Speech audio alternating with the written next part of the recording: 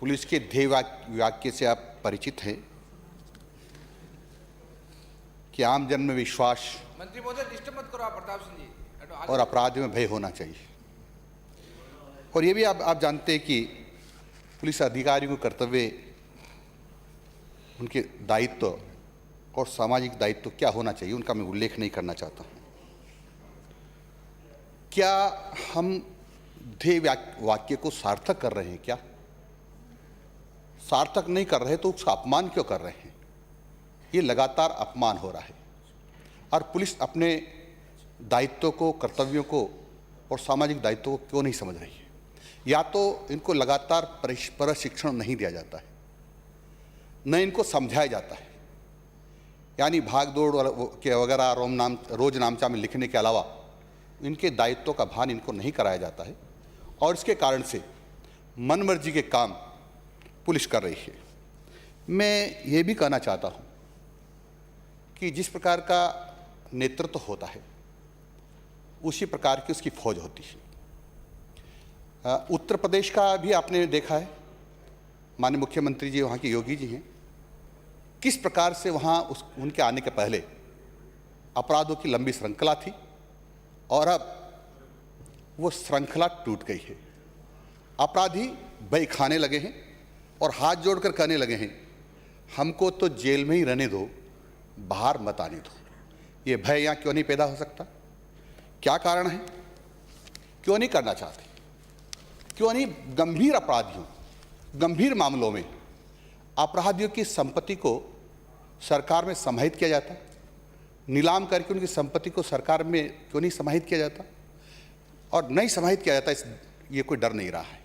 यानी वो करोड़ों रुपए का गड़बड़ करके भी, करोड़ रुपए लूट करके हत्या करके भी उससे अपने केसेस को लड़ता रहता है और अपराधी बनता चला जाता है, क्योंकि आज नहीं कल छूट के आएंगे, फिर अपराध करेंगे, इतने रुपए इसको देंगे और अपनी धाराओं को ढीला कर देगा थानेदार जी, ताकि जल्दी हमारी जमानत हो जाएगी। ये हमारी कमी है। राजस्थान के अंदर अनुसूचित जाति के बच्चों के साथ बलात्कार का मामला आपने देखा होगा। मैं एक घटना की याद दिलाना चाहता हूँ।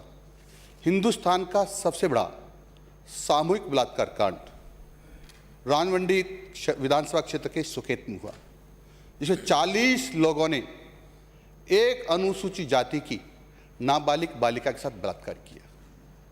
थाने में रिपोर्ट दर्ज नहीं हुई। उसकी माँ माथा पटक पटक कर रोती रही थाने की चौखट पर, नहीं हुई। मुझे जानकारी मिली, मैं गया, तब भी थानेदार ने मुझसे ये कहा कि वो तो बदचलन है, आप उसकी वकालत क्यों करते हो? फिर मैंने कहा कि वह उसके साथ ज्यादती हुई है। मैं धरने पर बैठा, तब जाकर के बड़ी मुश्किल से उसकी एफआईआर दर्ज हुई है और एफआईआर दर्ज होने के बाद भी सरकार के दबाव में सब लोग गिरफ्तार नहीं हुए। 40 लोगों को गिरफ्तार किया है, उसमें लगभग 60 लोग थे जिन्होंने कम से कम एक सप्ताह तक उस बच्ची के साथ सामूहिक बलात्कार किया है। और उसकी परिणति ये हुई कि उसमें 14 लोगों को आजीवन कारावास हुआ है, कुछ लोगों को उसमें 5-5 साल की जेल हुई है। मैं समझता हूँ यदि शायद वहाँ कोई जागरूक व्यक्ति नहीं होता तो एफआईआर दर्ज नहीं होती और अनुसूचित जाति के लोग इस प्रकार की जाति होती रहती। आज भी उसकी सुरक्षा का कोई बंदोबस्त नहीं है और उस समय भी उस सुरक्षा के लिए केवल एक कांस्टेबल उसको दिया गया था ताकि वो किसी जानकार से न, और उस पर भी पाबंदियां थी, तुम किसी से मिलोगे नहीं, तुम कहीं जाओगे नहीं, घर में ही कैद रहोगे। इस प्रकार का वातावरण और उस बालिका के साथ किया गया। मैं कृष्णा वाल्मीकि की झालावाड़ में हत्या हुई, हम केवल इसलिए जाना चाहते थे कि उसके परिवार से जाकर तो मिले, लेकिन 1000 पुलिस ने हमको जाने से रोका।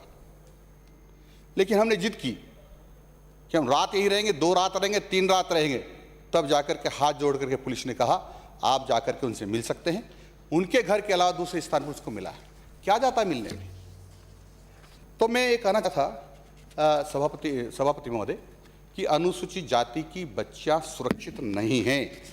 पुलिस एक तो समय पर रिपोर्ट दर्ज नहीं करती है, समय पर रिपोर्ट इस्तगासा के माध्यम से या लोगों की भीड़ जाति उसके डर से दर्ज भी कर लेती है, तो इस प्रकार की कमियां छोड़ देती है ताकि इसकी आसानी से जमानत हो जाए, और इस कारण से गंभीर अपराधी छूट जाते हैं। लेकिन सरकार इस पर कोई ध्यान नहीं देती है।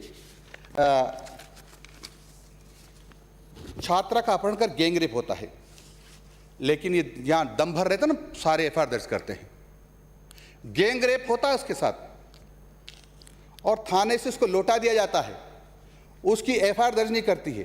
ये भरतपुर जिले का मामला है, इसलिए मैं कह रहा हूँ, जिले के एक निजी कॉलेज की छात्रा को कॉलेज जाते समय बाइक सवार दो जने हथियार दिखाकर अपहरण करके ले गए और उसके साथ सामूहिक बलात्कार किया। उसकी रिपोर्ट बड़ी मुश्किल से पुलिस को धमकाने के बाद दर्ज हुई है।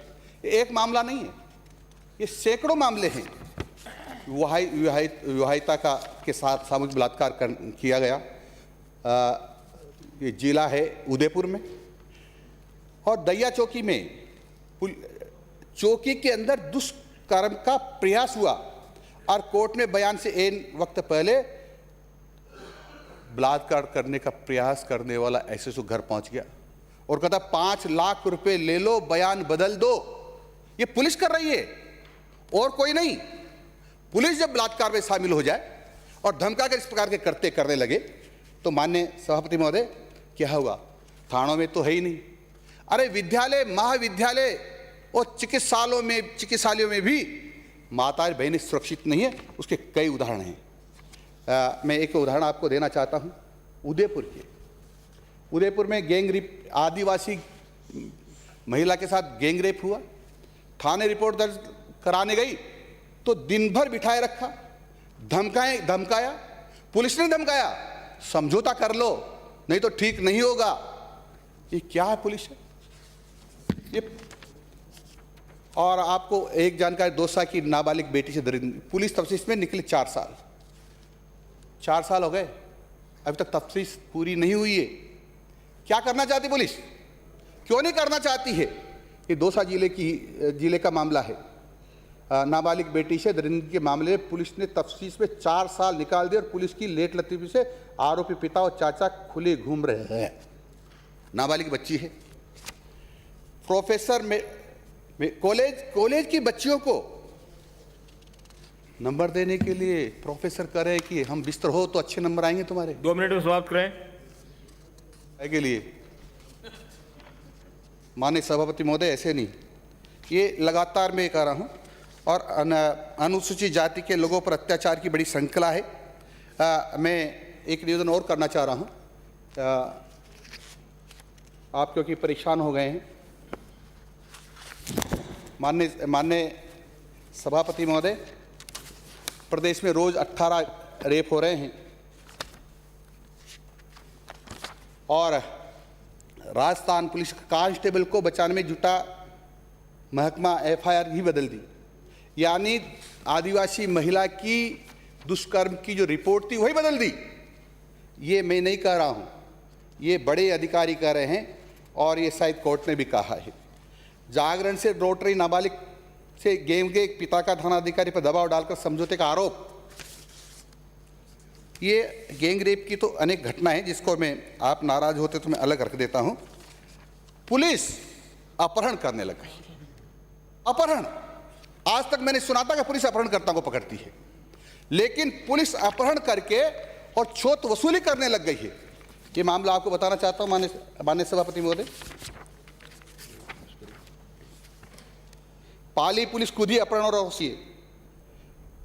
एक सोने चांदी के व्यापारी को तस्करी में फंसाने की धमकी देती है, उसको अपहरण करते हैं, 2 लाख वसूलते हैं